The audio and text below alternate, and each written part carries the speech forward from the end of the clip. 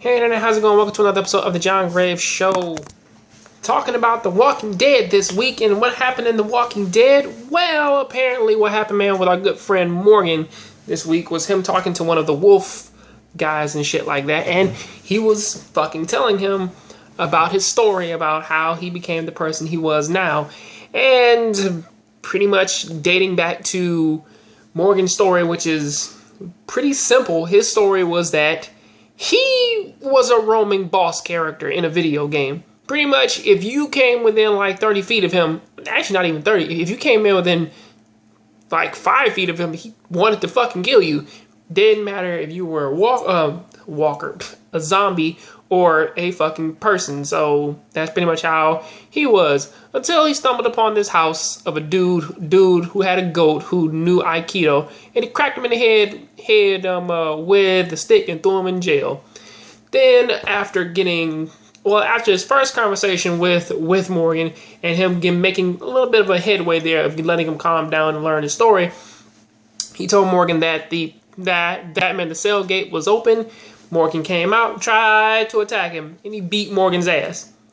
Put him back in the what's name. Then he talked to him again. Morgan saved his goat, Tabitha, and then after that, that's when Morgan slowly but surely turned into the guy we know now. Until one day, he just happens to go back to the placement where they needed some items. And then he runs into one of the zombies of one of the guys in which that he strangled to death. And because of that, he freezes. The guy gets, or at least the older guy, his name is Eastman. He gets bitten. And then Morgan goes back into boss mode for a little bit after, after going into video game like rage mode or some shit like that. And he goes out of it when people tell him thank you, and then they walk on that, and then they be on their merry way. Goes back, does his thing.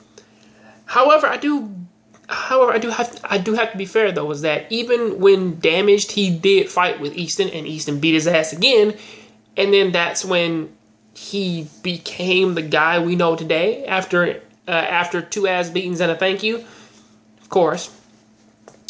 So pretty much after that, that's how Morgan became the guy he was, and that's pretty much his story. It really wasn't all sunshine and rainbows like how everybody pretty much wanted to make it out to be. But you look at it and it was an okay story. However, I will be fair though, the wolf dude who was with him though, I'm not sure if he actually has some type of disease, or if that's just like a crazy ass wound or some shit like that, but he's trying to find a cure for his wound, and he says that if he can't find it, he'll just kill everybody, which realistically thinking, it's like, just kill his ass, because really there's no point in trying to talk to a person who has the mindset of, if I'm going to die, everyone has to die with me, and I will slit as many throats as I can to do that shit. Honestly, just kill him. It would save everybody, man, like a lot of fucking work in the long run. But of course, he says that every life is precious. But then you think about it, and it's like, that's just a bit tricky, because a lot of people are getting bit in the throat and shit, and they're getting bit in the throat, in the back, and places, man, in which they're like, you can't really do too much with. And they keep making noise, drawing way more zombies. So, of course. But that is what's going on with episode 4. Until then, you know what to do down there in the comment section. I'll see you next time on the next Jongravesshow. Keep watching anime, keep playing video games. I'm out.